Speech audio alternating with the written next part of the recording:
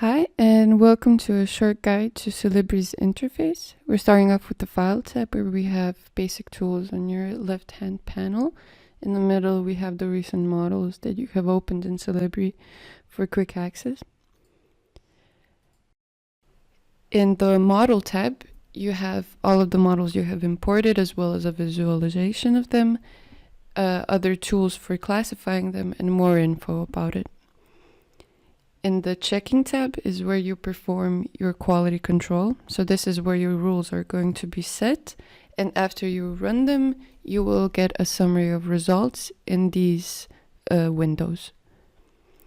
In the Communication tab is where you can make a presentation based off of the issues that you have gathered through your quality control. In the Information Takeoff tab, you can extract quantities and info about the components in your models.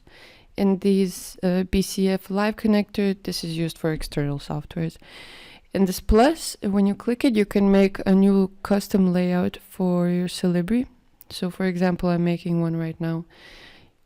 You will have a blank tab, and then you have to start adding views.